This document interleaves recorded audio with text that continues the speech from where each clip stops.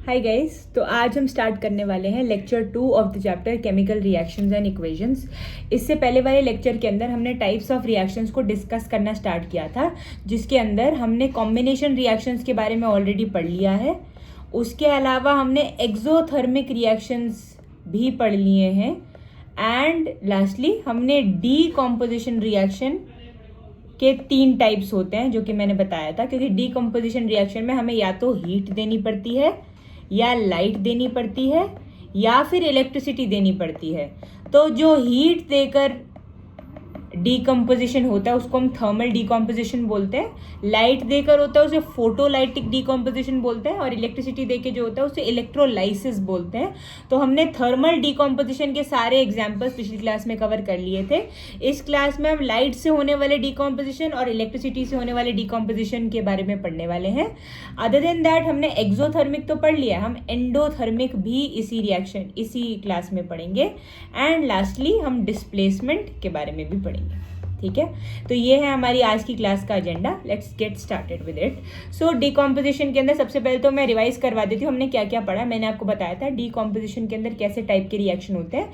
We have a reactant and whenever we subjected to any form of energy, be it heat, light और electricity, वो क्या करेगा, this reactant splits into its constituents. तो जैसे अगर मान लो reactant A B है तो वो ए एंड बी में स्प्लिट हो जाएगा and this will be considered as a decomposition reaction. Decomposition reaction combination का उल्टा होता है। कॉम्बिनेशन के अंदर 2 रिएक्टेंट्स होते हैं, वो मिल जाते हैं और एक प्रोडक्ट बनता है। डीकम्पोजिशन में आपके पास एक प्रोडक्ट है, वो टूटता है और एक रिएक्टेंट है और वो टूटता है और 2 प्रोडक्ट बनाता है, राइट।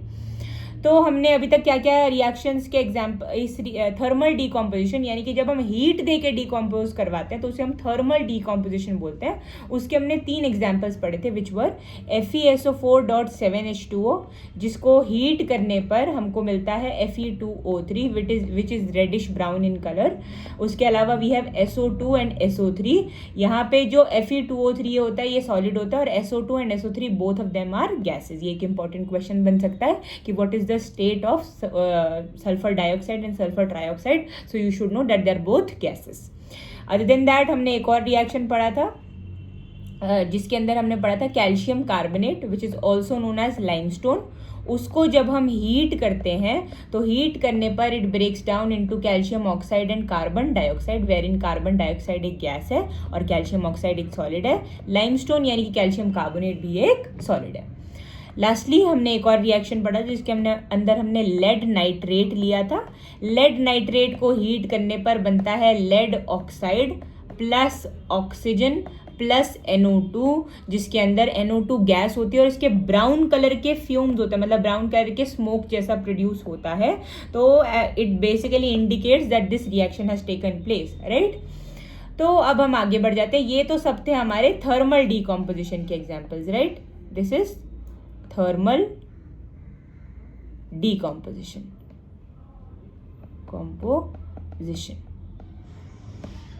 अब हम पढ़ने वाले हैं इलेक्ट्रोलाइसिस के बारे में। इलेक्ट्रोलाइसिस बहुत ज़्यादा इंपॉर्टेंट है। वैसे ये जो NCERT की टेक्स्ट बुक है उसके अंदर ये एक एक्टिविटी के फॉर्म में दिया, बट इसके ऊपर बेस्ड क्वेश्चंस आते हैं, इसलिए हम इसको भी उतना ही प्रायोरिटी के साथ पढ़ेंगे जितना कि हमने बाकी रिएक्शंस को पढ़ा है। तो इलेक्ट्रोलाइसिस के अंदर पहले तो अपैरेटस का मतलब होता है वो सारी चीज़ें जो एक रिएक्शन के अंदर इन्वॉल्व होती हैं, मतलब सारे इक्विपमेंट्स बेसिकली, उसको हम अपैरेटस बोलते हैं। तो इसके अंदर हमारे अपैरेटस में क्या है, सबसे पहले तो ये बीकर चाहिए हमको। बीकर के अंदर हमें 2 इलेक्ट्रोड्स चाहिए ग्रेफाइट के। ग्रेफाइट एक नॉन मेटल होता है, बेसिकली कार्बन का एक फॉर्म होता है ग्रेफाइट, ठीक है। तो उसके बने हुए होते हैं। अब आप सोचोगे कि नॉन मेटल्स तो कंडक्ट ही नहीं कर सकते इलेक्ट्रिसिटी, तो फिर ग्रेफाइट की इलेक्ट्रोड्स क्यों ले रहे हैं हम यहाँ पे, क्योंकि हमें तो इलेक्ट्रिसिटी पास करानी है ना। इट इज़ बिकॉज ये एक एक्सेप्शन है, ग्रेफाइट नॉन मेटल होने के बावजूद भी इलेक्ट्रिसिटी को कंडक्ट कर लेता है। देयरफॉर वी कैन से कि ग्रेफाइट जो है despite being a non metal, despite being a non-metal, it conducts electricity. All right, चलो एक ये बात हो गई। अब क्या करेंगे, ये हमारे ग्रेफाइट के इलेक्ट्रोड्स हैं, इसको हम इलेक्ट्रोड्स बोलते हैं। इनको हम ज्वाइन करेंगे कुछ वायर्स से। हम एक बैटरी लगा देंगे यहाँ पे। बैटरी के बाद हम एक स्विच लगा देंगे। अदर देन दैट एक इंपॉर्टेंट चीज़ हम और करते हैं, हम टेस्ट ट्यूब्स लेते हैं 2 और उनको इन्वर्ट करके, मतलब उल्टा करके, सच दैट वो जो टेस्ट ट्यूब है वो कवर कर ले हमारे इलेक्ट्रोड को, ग्रेफाइट के। हम उस तरीके से दोनों के दोनों इलेक्ट्रोड्स को हमारे ढक देते हैं। एक और इम्पॉर्टेंट चीज़ जो हमको याद रखनी पड़ेगी इस कि हमेशा हम राइट साइड पे कैथोड बनाते हैं और लेफ्ट साइड पे एनोड बनाते हैं। कैथोड जो होता है ये हमारा नेगेटिवली चार्ज्ड इलेक्ट्रोड होता है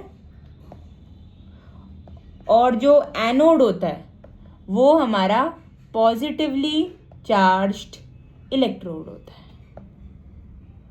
ऑलराइट, चलो, तो cathode is negative, anode is positive, और इसको जिस ऑर्डर में मैंने बनाया उसी ऑर्डर में आपको बनाना है। मतलब कैथोड को राइट पे ही बनाना है और एनोड को लेफ्ट पे ही बनाना है। बाय कन्वेंशन इसी डायरेक्शन में बनाना चाहिए। तो नाउ दैट हमने पूरा अपैरेटस, और ऑब्वियसली बीकर के अंदर क्या है, हमने लिया है पानी, और ये पानी के अंदर हमने हल्का सा एसिड भी डाला है। ये भी एक क्वेश्चन आता है कि ये पानी में हम थोड़ा सा एसिड क्यों मिलाते हैं, क्योंकि पानी ऑन इट्स ओन कंडक्ट कर लेता है, नो डाउट, बट उतना अच्छे से कंडक्ट नहीं कर पाएगा, तो इसलिए हम क्या डालते हैं, एसिड्स डालते हैं। एसिड्स क्या करते हैं, फॉर एग्जांपल हमने एसिड लिया H2SO4, तो कभी भी अब अगर आप एक एसिड को पानी में डालते हो तो वो आयनाइज करता है। आयनाइज मतलब अपने आयन्स में, अपने कॉन्स्टिट्यूएंट आयन्स में ब्रेक हो जाता है। तो इसके अंदर कौन से 2 आयन्स हैं, H+ एंड SO4 2- सल्फेट और हाइड्रोजन आयन्स है। तो जैसे ही हम H2SO4 को पानी में डालेंगे ये अपने आयन्स में टूट जाएगा, और हमें पता है कि इलेक्ट्रिसिटी क्या होता है, फ्लो ऑफ आयन्स होता है। तो अब पानी के आयन्स तो होंगे ही होंगे, बट एसिड के भी आयन्स होंगे। तो अमाउंट ऑफ आयन्स अगर आपने बढ़ा दिए तो इलेक्ट्रिसिटी का कंडक्शन भी और बेटर तरीके से हो पाएगा। तो अगर कोई पूछ ले why do we add acid in the water that is present within the beaker, to increase the conductivity of the water. Why? Because acids are ionizable. Once we put them into water, they will split into their constituent ions. पानी के अंदर ions का concentration बढ़ जाएगा, hence उनकी electricity को conduct करने की एबिलिटी भी बढ़ जाएगी। ठीक है, हाँ जी। तो अब हम अपने जो एक्सपेरिमेंट है उसको बिगिन कर सकते हैं। हम क्या करेंगे, सबसे पहले तो अपने स्विच को क्लोज करेंगे। अब क्या होगा, इलेक्ट्रिसिटी फ्लो होने लग जाएगी। ये पूरा सर्किट कंप्लीट हो गया ना अब हमारा, तो इलेक्ट्रिसिटी विल स्टार्ट फ्लोइंग। अब हम देखेंगे जैसे ही इलेक्ट्रिसिटी फ्लो करेगी तब होगा डीकॉम्पोजिशन। ठीक है, तभी तो हम इलेक्ट्रोलाइसिस बोल रहे हैं इसको। इलेक्ट्रोलाइसिस का मतलब भी समझ लो पहले तो क्या होता है। इलेक्ट्रो का मतलब होता है इलेक्ट्रिसिटी, एंड लाइसिस का मतलब होता है ब्रेक डाउन। तो इलेक्ट्रिसिटी के प्रेजेंस में किसी भी चीज़ का ब्रेक डाउन होने को हम क्या बोलते हैं, इलेक्ट्रोलाइसिस बोलते हैं। अब जैसे मान लो हमने पानी लिया है, तो पानी कैसे ब्रेक करेगा, H+ ions and O2- ions में ब्रेक डाउन करेगा जैसे इलेक्ट्रिसिटी पास ऑन करोगे इसमें से। अब होगा क्या, हाइड्रोजन के जो आयंस है वो पॉजिटिवली चार्ज है, तो ये कहाँ पे जाएंगे, नेगेटिवली चार्ज इलेक्ट्रोड के पास जाएंगे। और जो ऑक्सीजन के आयंस है ये नेगेटिवली चार्ज है, तो ये जाएंगे पॉजिटिवली चार्ज इलेक्ट्रोड के पास, राइट। तो एक बार ये वाली चीज को भी लिख लेते हैं हम कि जो हाइड्रोजन के आयंस है वो यहाँ पे जाएंगे, H+, ये आयंस इधर चले जाएंगे। और जो ऑक्सीजन के आयंस है ये उल्टी साइड पे O2- यहाँ चले जाएंगे। ठीक है भाई। अब इवेंचुअली ये क्या बन जाएंगे, हाइड्रोजन की गैस बन जाएगी, ऑक्सीजन की गैस होगी, राइट। अब पानी को अगर हम, पानी के मॉलिक्यूल को अगर आप लोग नोट करेंगे तो उसमें 2 एटम्स ऑफ हाइड्रोजन है और 1 एटम ऑफ ऑक्सीजन है। इसका मतलब कौन सी गैस ज्यादा बननी चाहिए, हाइड्रोजन की गैस जो है वो ज्यादा बननी चाहिए as compare to oxygen. Why? क्योंकि amount of hydrogen in a given water molecule is always greater than oxygen. तो हम देखेंगे, हम क्या देखते हैं भाई कैथोड पे, कि कैथोड पे जो हाइड्रोजन गैस का अमाउंट है, हाइड्रोजन गैस के जो बबल्स हैं उनका अमाउंट बहुत ज्यादा है, और ऑक्सीजन गैस बन रही है एनोड पे बट उसका अमाउंट कम है, क्योंकि पानी के अंदर oxygen atom is half the amount of hydrogen, right. तो अब हमारा कॉन्क्लूजन क्या डिराइव होता है, एक बार अब हम लिख लेते हैं इसका कॉन्क्लूजन। तो कॉन्क्लूजन में हम पहली चीज तो ये देखते हैं कि हाइड्रोजन गैस कहाँ पे लिबरेट होती है, इज लिबरेटेड एट कैथोड। क्यों कैथोड पे ही, क्यों एनोड पे क्यों नहीं, क्योंकि पॉजिटिवली चार्ज आयंस जो है वो नेगेटिवली चार्ज इलेक्ट्रोड पे ही जाएंगे।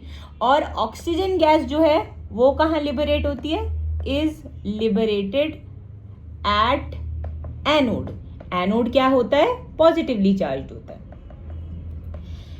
Then amount of hydrogen gas is double the amount of oxygen gas, या फिर ज्यादा है, ये बोल सकते हो कि ज्यादा होता है as compare to oxygen gas, क्योंकि पानी के अंदर हाइड्रोजन के जो एटम्स है वो ज्यादा है एज कम्पेयर टू ऑक्सीजन. उसके अलावा हमने क्या चीजें देखी हमने कि बबल्स जो होते हैं कि क्या फॉर्म हो रहा है. बेसिकली कैथोड पे यहाँ पे बबल्स फॉर्म होते हैं, हाइड्रोजन गैस के बबल्स, और यहाँ पे ऑक्सीजन गैस के बबल्स फॉर्म होते हैं. तो अब ऑब्वियसली अगर मान लो यहाँ पे पानी है और अगर यहाँ पे मैं बबल्स बना रही हूँ, तो अब इनिशियली तो इधर पानी था, तो ये बबल ने क्या किया? पानी को डिस्प्लेस किया. तो अगर हाइड्रोजन गैस के बबल्स ज्यादा बन रहे हैं तो वो ज्यादा पानी को डिस्प्लेस करेंगे, राइट. तो हम ये बोल सकते हैं कि द डिस्प्लेसमेंट ऑफ वाटर हाँ सही है, water from cathode is more due to greater amount of bubbles formation. ठीक है, वहां पे ज्यादा बबल्स फॉर्म हो रहे हैं कैथोड पे एज कम्पेयर टू एनोड, तो ज्यादा बबल्स तो ज्यादा पानी हटा देंगे वो, तो इसलिए वहां से डिस्प्लेसमेंट ऑफ वाटर ज्यादा होता है. इसीलिए अब आपको समझ में आ रहा होगा कि हमने test tube in the first place उल्टा करके रखा ही क्यों था, ताकि हम बबल्स के फॉर्मेशन को ढंग से ऑब्जर्व कर पाए. उसके अलावा कई बार पूछते हैं कि how to check for the presence of gases, कि कौन से इलेक्ट्रोड पे कौन सी गैस है, ये हम कंफर्म कैसे कर सकते हैं. How to check for the presence of hydrogen. Hydrogen के लिए क्या करते हैं? बेसिकली हम कभी भी अगर एक कैंडल को हाइड्रोजन गैस के पास लेके आए, तो ये जो हाइड्रोजन गैस है it Burns with a pop sound, ये एक पॉप साउंड क्रिएट करती है वाइल बर्निंग. तो इससे हमें क्या पता लग जाएगा कि यहाँ पे क्या है? हाइड्रोजन गैस प्रोड्यूस किया. अब इस क्वेश्चन को बहुत तरीके से घुमा के पूछ सकते हैं. सबसे पहले तो बहुत ही आसान, how to check for the presence of hydrogen gas, तो आप सिंपली ये बात लिखोगे. उल्टा अब वो बोलेंगे अ candle was brought near one of the electrodes and a pop sound was heard, which electrode was it and what was the nature of the gas. तो जो इलेक्ट्रोड कौन सा होगा? ऑब्वियसली अगर उस पर पॉप साउंड है तो पहले तो हाइड्रोजन गैस है, और हाइड्रोजन गैस कौन से इलेक्ट्रोड पे होती है? कैथोड पे होती है. तो हमने क्या दोनों चीजें साथ में आइडेंटिफाई कर ली कि हाइड्रोजन गैस है और इलेक्ट्रोड कौन सा है? कैथोड है, राइट. और अगर यही, वैसे ऑक्सीजन का इतना ज्यादा पूछा नहीं जाता है, बट जस्ट इन केस अगर पूछा जाए कि ऑक्सीजन की गैस की प्रेजेंस को कैसे चेक करेंगे, तो जब हम एक कैंडल को ऑक्सीजन गैस के बगल में लेके आते हैं तो ये जो फ्लेम है ये ब्राइटर हो जाती है. Flame becomes brighter. क्यों? क्योंकि oxygen is a supporter of combustion. Combustion समझते हो ना, burning of any substance in the presence of oxygen is called combustion. तो जैसे ही आप एक कैंडल की फ्लेम को ऑक्सीजन वाली गैस जहां पे बन रही है जिस इलेक्ट्रोड पे, उसके पास लेके आते हो, तो वो जो फ्लेम है वो ज्यादा ब्राइट हो जाएगी, इंडिकेटिंग कि यहाँ पे ऑक्सीजन है जो कि उसकी बर्निंग को और ज्यादा सपोर्ट कर रहे हैं. वाई? क्योंकि as I already mentioned oxygen is a supporter of combustion. तो जो फ्लेम है it becomes brighter. Why? Because oxygen is a supporter of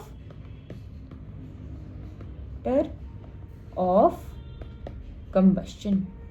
ठीक है.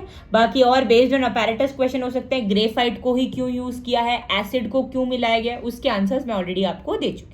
तो this was all about electrolysis. Lastly 2 decomposition reactions और हैं, उनको बोलते हैं फोटोलाइटिक डीकम्पोजिशन. फोटोलाइटिक डीकम्पोजिशन का क्या मतलब है ये समझ लेते हैं. फोटो का मतलब होता है लाइट, और लाइटिक LYTIC वाले लाइटिक का क्या मतलब होता है? लाइसिस का मतलब होता है ब्रेक डाउन. तो लाइट की प्रेजेंस में ब्रेक डाउन करने को ही हम क्या बोलते हैं? फोटोलाइटिक डीकम्पोजिशन बोलते हैं. और डीकम्पोजिशन तो हमें पता ही है, डीकम्पोजिशन का मतलब है रिएक्टेंट जब 2 और मोर प्रोडक्ट्स में ब्रेक हो जाता है. ठीक है, तो इसके हमारे पास 2 हैं और दोनों ही सिमिलर टाइप के रिएक्शन है जो हमको स्टडी करने हैं इस फोटोलाइटिक डीकम्पोजिशन के. Just give me a second. ये हम पेन की जो गर्थ है उसको थोड़ा सा इंक्रीज करते हैं. यस, तो अब वी हैव AgCl. AgCl को जब आप सनलाइट की प्रेजेंस में रखोगे तो it is going to break into Ag and Cl2, ठीक है। और ये जो रिएक्शन है, ये रिएक्शन के बारे में एक इंपॉर्टेंट चीज ये है कि ये जो सिल्वर क्लोराइड होता है, ये this is silver chloride, right, this is white colour का powder. However silver, obviously silver कौन से कलर का होता है, ग्रे कलर का होता है। तो बोला जाता है कि कभी भी अगर आपको सिल्वर क्लोराइड के पाउडर को स्टोर करना है तो it should be stored in dark spaces. Why? क्योंकि अगर इसको लाइट में रखा जाएगा तो it is going to decompose into a greyish substance which is silver. Other reaction which is very similar to this one is silver bromide का decomposition.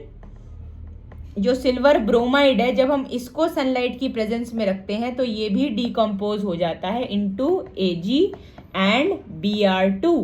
Again ये reaction का भी एक इंपॉर्टेंट एप्लीकेशन है, क्या कि ये reaction is used in black and white photography. ये एक इंपॉर्टेंट क्वेश्चन है, आ सकता है एग्जाम में, इसलिए इसको भूलना नहीं है कि ये रिएक्शन को कहाँ यूज करता है, ब्लैक एंड वाइट फोटोग्राफी में यूज किया जाता है। ऑलराइट, और ये इसको हमें डार्क स्पेसेस में स्टोर करना चाहिए क्योंकि ये डिकम्पोज कर जाता है एंड इवेंचुअली ग्रेइश कलर का पाउडर बना देता है। आगे बढ़ जाते हैं, तो हमारा डीकम्पोजिशन यहीं पे खत्म होता है। हमने थर्मल डीकम्पोजिशन पढ़ा, हमने इलेक्ट्रोलाइसिस पढ़ा एंड देन हमने फोटोलाइटिक डीकम्पोजिशन भी पढ़ लिया। अब हम पढ़ेंगे डिस्प्लेसमेंट रिएक्शन के बारे में, बट उससे भी पहले मैं आपको एक चीज और बताना चाहूंगी। हमने एक्सोथर्मिक तो पढ़ लिया, बट एंडोथर्मिक रिएक्शंस का क्या? एंडोथर्मिक रिएक्शंस क्या होते हैं? एंडोथर्मिक रिएक्शन, एक्सो मतलब होता है एग्जिट और थर्मिक का मतलब होता है टेम्परेचर। तो एक्सोथर्मिक रिएक्शंस के अंदर हीट जो थी वो रिलीज हो रही थी, और एंडोथर्मिक रिएक्शन के अंदर एंडो मतलब अब्जॉर्प्शन, अंदर आना। तो यहाँ पे एंडोथर्मिक रिएक्शन के अंदर हीट जो है वो क्या होती है, हीट या कोई भी form of energy for that matter absorb हो रही होती है। अब सोचो, अभी अभी हमने जो डीकॉम्पोजिशन रिएक्शंस पढ़े हैं सारे, उन सब के अंदर क्या हो रहा था, हीट अब्जॉर्ब ही तो हो रही थी, एनर्जी अब्जॉर्ब ही तो हो रही थी। ये देखो, हमने AgBr लिया, ये सनलाइट को अब्जॉर्ब कर रहा है, तो ये भी क्या है, एंडोथर्मिक है। तो कोई भी रिएक्शन जिसके अंदर हीट अब्जॉर्ब हो रही है वो क्या होता है, एंडोथर्मिक। फॉर एग्जांपल हमने फोटोसिंथेसिस पढ़ा है, फोटोसिंथेसिस में क्या होता है, सनलाइट का अब्जॉर्प्शन होता है बाय क्लोरोफिल, तो वो भी क्या हो गया, एंडोथर्मिक हो गया। उसके अलावा ये AgCl सनलाइट की प्रेजेंस में ब्रेक हो रहा है Ag और Cl में, तो सनलाइट क्या कर रहा है, ये अब्जॉर्ब कर रहा है, राइट। आगे बढ़ जाते हैं, और ये पानी जो है जब ये ब्रेक कर रहा है ड्यूरिंग इलेक्ट्रोलाइसिस, तो ये क्या कर रहा है, ये इलेक्ट्रिसिटी को अब्सॉर्ब कर रहा है, जिसकी वजह से ये फर्दर ब्रेक डाउन कर पा रहा है। अगेन यहाँ पे FeSO4.7H2O which is ferrous sulphate heptahydrate, ये भी हीट को अब्सॉर्ब कर रहा है ताकि ये अपने रिस्पेक्टिव प्रोडक्ट्स को बना पाए। तो बहुत almost all kinds of decomposition reactions जो होते हैं, they are examples of endothermic reaction. तो इस चीज में आपकी एक चीज की सहूलियत ये हो गई कि आपको अलग से कोई रिएक्शंस रटने की जरूरत नहीं है फॉर एंडोथर्मिक स्पेसिफिकली, क्योंकि all kinds of decomposition reaction जो इस क्लास में हमने पढ़े हैं वो तो सभी एंडोथर्मिक रिएक्शन के ही एग्जाम्पल हैं। तो एंडोथर्मिक में हीट अब्सॉर्ब होती है और एक्सोथर्मिक के अंदर हीट रिलीज होती है, मतलब सिस्टम से निकलती है, राइट। अब हम आगे बढ़ सकते हैं। अब हम लास्टली हम पढ़ने वाले हैं आज की क्लास के लिए डिस्प्लेसमेंट रिएक्शन, ठीक है। अब डिस्प्लेसमेंट रिएक्शन ना एक बहुत ही इंपॉर्टेंट टाइप का रिएक्शन है, और ये ना मतलब इस रिएक्शन के बारे में एक अच्छी बात यह है कि आपको इसमें रटने की कुछ जरूरत नहीं है स्पेसिफिकली, बस एक कॉन्सेप्ट समझो और उसके बेसिस पे आप सारे क्वेश्चन कर पाओगे। गिवन आपको फॉर्मूले बनाना आता हो मिनिमम, तो फिर आपको कुछ रटने की जरूरत नहीं है, राइट। तो डिस्प्लेसमेंट रिएक्शन में होता क्या है, नाम से ही पता लग रहा है, एक कोई एलिमेंट दूसरे एलिमेंट को रिमूव या फिर रिप्लेस करता हुआ, यानी कि डिस्प्लेस करता हुआ। अब डिस्प्लेसमेंट जो है वो किस बेसिस पे कैरी आउट किया जाता है। अब अगर हम रियल लाइफ के बारे में सोचें, मान लो एक इंसान है पर्सन नंबर A और एक इंसान है पर्सन नंबर B। मान लो अगर ये पर्सन नंबर A जो है इसके अंदर ज्यादा ताकत है और both of these are present within the same system, तो ये A वाला जो है ये क्या चाहेगा कि ये B वाले को हटा दे, है ना। अगर ये बी वाला बेटर पोजीशन में, तो क्या चाहेगा कि बी वाले को रिमूव करो भाई, मैं बैठूंगा क्योंकि मैं ज्यादा पावरफुल हूं। ऐसा ही होता है केमिकल रिएक्शंस के दौरान भी। अब यहाँ पे तो हम स्ट्रेंथ देख रहे हैं क्योंकि ह्यूमंस की बात हो रही है, बट अगर हम रिएक्टेंट्स की केमिस्ट्री के टर्म्स में देखें तो रिएक्टेंट्स की रिएक्टिविटी को देखते हैं। जिसकी रिएक्टिविटी ज्यादा होती है वो उसकी टेंडेंसी होती है कि वो दूसरे वाले एलिमेंट को डिस्प्लेस कर दे जो कम रिएक्टिविटी का है। अब अगेन क्वेश्चन कम्स, हमें कैसे पता चलेगा कि रिएक्टिविटी किसकी ज्यादा है और किसकी कम है? उसके लिए we have a series which is known as reactivity series. Reactivity series के अंदर बेसिकली होता क्या है? Basically it is a group of element that are arranged on the basis of their reactivity. तो टॉप मोस्ट एलिमेंट्स जो होते हैं वो बहुत ज्यादा रिएक्टिव होते हैं, बीच में आने वाले मॉडरेटली रिएक्टिव और लीस्ट बॉटम पे आने वाले लीस्ट रिएक्टिव होते हैं। तो इसके लिए एक निमोनिक है। आज की क्लास में हम रिएक्टिविटी सीरीज को ही पूरा लिख के थॉरोली रिवाइज कर लेंगे और अगली क्लास में हम डिस्प्लेसमेंट रिएक्शन के एग्जांपल्स पढ़ेंगे। तो रिएक्टिविटी सीरीज का निमोनिक है, please stop calling me a zebra, instead try learning how copper saves gold and platinum.